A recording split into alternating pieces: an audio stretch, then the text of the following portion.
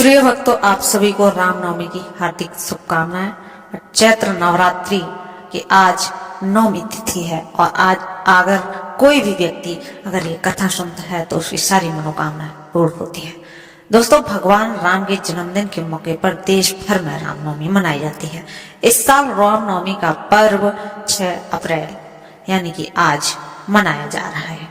तो कहा जाता है कि इस दिन विष्णु भगवान ने भगवान राम के रूप में अवतार लिया था। पौराणिक कथा के मुताबिक भगवान राम ने भी माँ दुर्गा की पूजा की थी, जिससे कि उन्हें युद्ध के समय विजय मिली। माना जाता है कि इस दिन तुलसीदास जी ने रामचरितमानस की रचना का आरंभ भी किया था। शास्त्रों के अनुसार जो भी रामनवमी का व्रत रखता है वह व्यक्ति सभी पापों से मुक्त होता है। तो दोस्तों, चलो अब सुनाते हैं रामनवमी की संपूर्ण व्रत कथा। ध्यान से सुनिए और सुनाइए, आपकी भी मनोकामना अवश्य पूर्ण होगी। दोस्तों, एक बार की बात है कि राम, सीता और लक्ष्मण वनवास पर जंगल में घूम रहे थे। तीनों घूमते घूमते काफी थक गए थे, तो उन्होंने सोचा चलो थोड़ा सा विश्राम कर लेते हैं, और उन्होंने विश्राम करने का विचार बनाया। वहीं पास में उन्हें एक बुढ़िया की कुटिया दिख रही थी।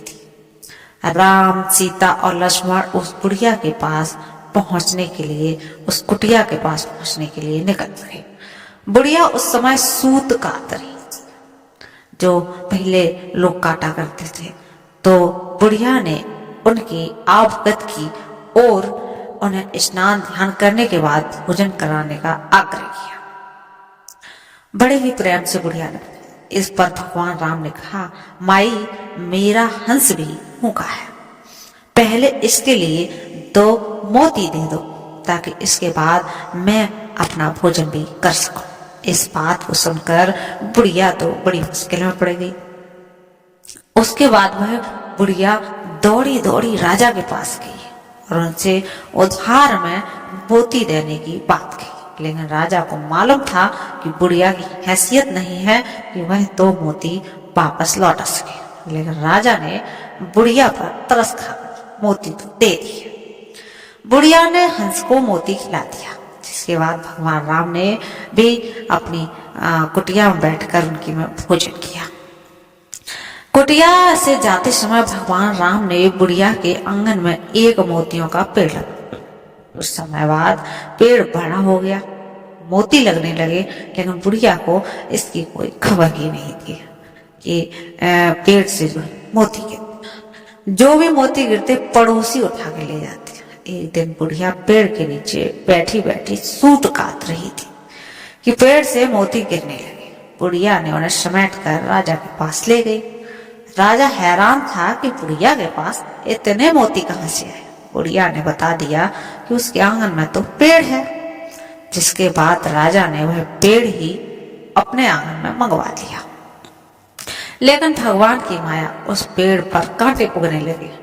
एक दिन उस पेड़ का एक कांटा रानी के पैर में चुभ गया, जिसके बाद राजा ने दोबारा वह पेड़ बुढ़िया के आंगन में लगवा दी और पेड़ पर पहले की तरह मोती लगने लगे, जिन्हें बुढ़िया प्रभु के प्रसाद के बांटने लगी।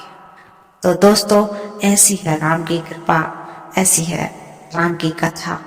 तो दोस्तों, ये तो थी राम की कथा, और अब हम सुनाते हैं आखिरकार रामनवमी पर राम जी की कौन से क्या हुआ था, उसकी आपको कथा सुनाते हैं। तो बने रहिए वीडियो के अंत तक। प्रिय भक्तों, ऐसा माना जाता है कि रामनवमी के दिन श्री राम भगवान जी का जन्म हुआ था। भय प्रगट कृपाला, दीन दयाला, कौशल्या हितकारी, हर्षित महतारी, मुनि मन हारी, अद्भुत रूप विचरण।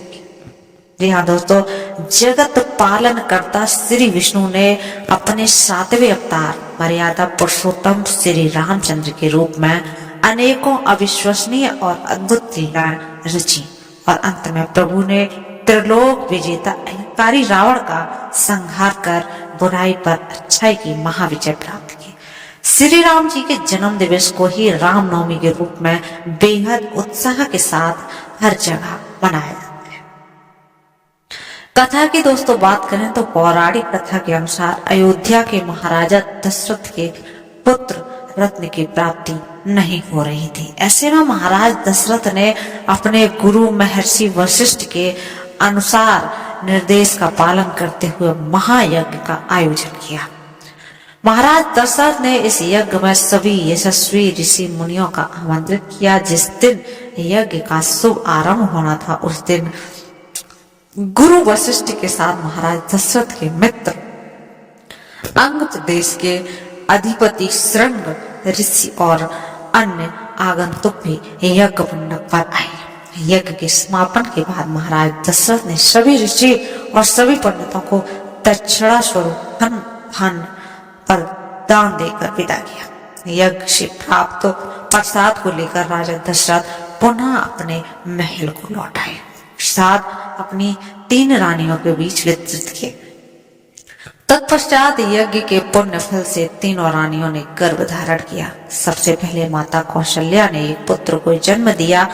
रानी कौशल्या के द्वारा जन्मे उस बालक के चेहरे पर करोड़ों सूर्य के समान आभा थी। उस बालक व्यक्तित्व अत्यंत ही आकर्षक था। अनुपम छवि वाले उस बालक को जो भी देखता वह मंत्र मुग्ध हो जाता। चैत्र माह के शुक्ल पक्ष की नौमी तिथि को जन्मा यह बालक और कोई नहीं बल्कि सृष्टि के महानायक श्री विष्णु के सप्तम अवतार भगवान राम का ही बालक होता है। दोस्तों तभी से रामनवमी इस दिन मनाई जाने लगी। माता कौशल्या के बाद अन्य 2 रानियां थी अर्थात माता कैकेयी और माता सुमित्रा। उनने भी शुभ नक्षत्रों के में पुत्रों को जन्म दिया। माता कैकेयी के एक पुत्र अर्थात भरत और माता सुमित्रा के 2 पुत्र लक्ष्मण और शत्रुघ्न।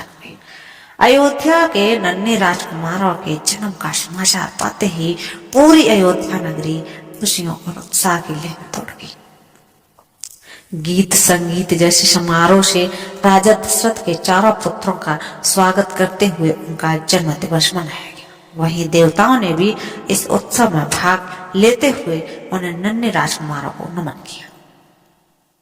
आकाश से अनगिनत पुष्पों की वर्षा कर उनका स्वागत करते हुए अपनी प्रसन्नता जताई। शीघ्र ही 4 पुत्रों का नामकरण संस्कार महर्षि वशिष्ठ के द्वारा किया गया। उनके नाम रामचंद्र, भरत, लक्ष्मण और शत्रुघ्न रखे।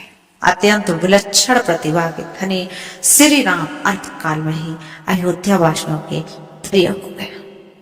उन्हें सभी प्रकार के अस्त्र शस्त्र चलाने से असाधारण निपुणता निरंतर माता पिता और गुरुजनों की सेवा में लगे रहते थे। श्री विष्णु के 7वें महाअवतार के रूप में जन्मे श्री राम ने अपने जीवन काल में अनेकों महान और धर्मपरायण कार्य किए। चाहे सीता स्वयंवर में धनुष तोड़ना हो या महाबली बाली का वध कर सुग्रीव की सहायता करना। विवाह के पश्चात मर्यादा पुरुषोत्तम श्री राम अपने पिता की आज्ञा का पालन करते हुए पत्नी सीता और अनुज लक्ष्मण समेत वनवास स्वीकार किया। जहाँ माता सीता की दुराचारी रावण ने रक्षा करते हुए प्रभु ने अत्याचारी रावण का संहार किया। वे वही राम हैं जो स्वयं जगत के पालनहार हैं और दुर्लभ शक्तियों के स्वामी, किंतु उन्होंने एक सामान्य मनुष्य जीवन का एक अद्भुत उदाहरण प्रस्तुत किया।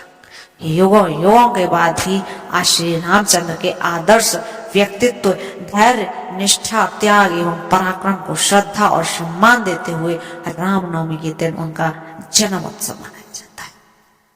आज भी राम भक्त अनन्य आस्था के साथ अपने आराध्य श्री राम का अवतरण दिवस मनाते हैं। तो दोस्तों यही कारण था कि रामनवमी पर राम जी का जन्म हुआ था और उनका हम गुणगान करते हैं। दोस्तों ये थी आज की वीडियो। कल फिर मिलते हैं एक नए टॉपिक के साथ। तब तक के लिए अगर आप चैनल पर नए हैं तो चैनल को कर लीजिए सब्सक्राइब, और अगर आप किसी टॉपिक पर वीडियो चाहते हैं, कुछ भी चाहते हैं, तो आप हमें कमेंट बॉक्स में अवश्य कहते हैं।